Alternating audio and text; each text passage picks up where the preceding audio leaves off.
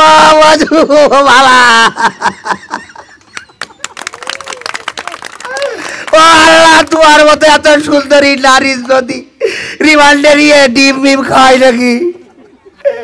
ডিম নুবালা যেন খবরদার খাওয়া না, আমি নিষেধ করে দিচ্ছি। গরম দিলি তো মোটি নুবালা, আমার কোয়েল যে ফাইটে খান খান হয়ে গেছে, আবার সেলাই করা লাগবে। না, পরিবারের সাথে আমার খুব ভালো সুসম্পর্ক। ওই এটা শুনি আমার ওয়াইফ আবার মাঝে মাঝে ওয়াইফাই রাগ করে, তো করলে কী করবো? আচ্ছা, এই যে এইটা দেখো, মৌসুমীর নাম্বার আগে চলে এসল রে। এইটা কিটা? পপি। আচ্ছা, এটা হইল শাবনুর। শাবনুরের ছেলে অসুস্থ, এই জন্য ওই হাসপাতালে ভর্তি হইলো, তা বাড়ি চলে গেছে, আমার সাথে কইছে। এইটা কিটা? এই অপু বিশ্বাস। অপু বিশ্বাস আবার ওই যে সাকিব খান একটু ঝামেলা করলো, এই নিয়ে ও মেলা দুঃখ শেয়ার করেছে যে সারা জীবনে একসাথে কত ঢিসিম ঢিসিম করে বেড়ালাম, কিন্তু কাজ হইল না। হ্যাঁ স্যার, ওইটাও কইছে, ওইটাও কইছে। হ্যাঁ, কাজল ভাই, ওরে বাবা, সে আমার সাথে না কই ঘুমোতে পারে। এই যে পাইছি পাইছি পাইছি পরিবটি। হ্যাঁ, আচ্ছা আচ্ছা, হ্যাঁ হ্যাঁ, আচ্ছা দেখি ফোন দিই।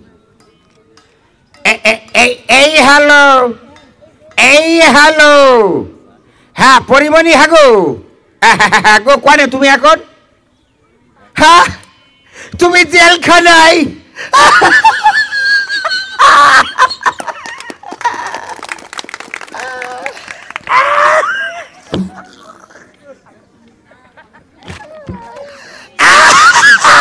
তুমি এই তোমার জামিন দিনি? হ্যাঁ, কে আমি শুনলাম তুমি এই কারাগারে যেতে ওই যে অসুস্থতার অভিনয় করিলে, তা তোমার চেয়ার আগাই দিল বিচারপতি যে চেয়ারে বসো, তারপরেও তোমার জামিন দিনি। এই জামিন দিনি কি ডাক? আমার নাম কও, তার আমি কি করতে পারি তুমি দেখেছো তোমা? আমি কিছু করতে পারি আর না পারি, কি করতে পারি দেখবা।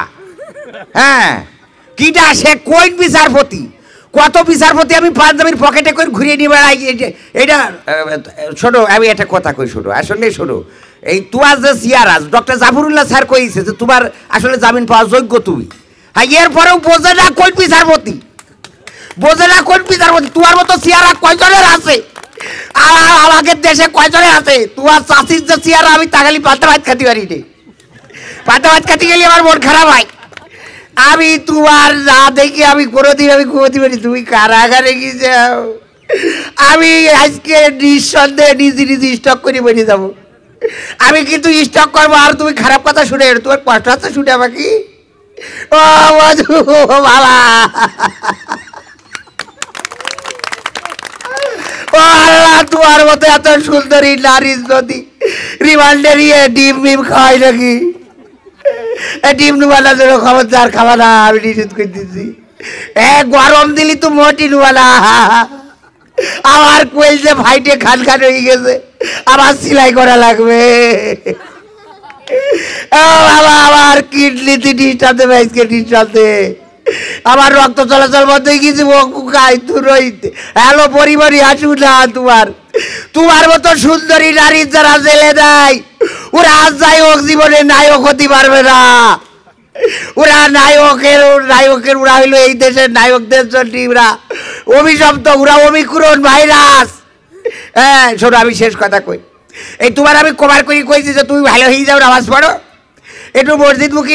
তুমি মসজিদে গেলে এবার মুসাল্লিরা ঝামেলা করবে। ও মসজিদই না, তুমি এমনি আজান হলেই নামাজ পড়বা। তুমি ভালো হয়ে যাও, কুরআন শরীফ পড়ো। ওই যে কেন সানাই দেখছো, আমরা ভালো হয়ে গেছে। সানাই মাহবুব, এনি খান, সুজানা জাফর, আবার মাহি ওমরা করে এসলো। যদিও ওখানে যেতে মরুভূমির ঝড়ের মধ্যে একটু ছবি উঠেছে, আইসে অসুবিধে নেই। তারপরেও তো আমি তোমার বলি তুমি ভালো হয়ে যাও, আল্লাহ তোমার ভালো করবে। যে চেহারা আছে ওইটা জাহার নামে পুরাই লাভ কি, তাই না স্যার?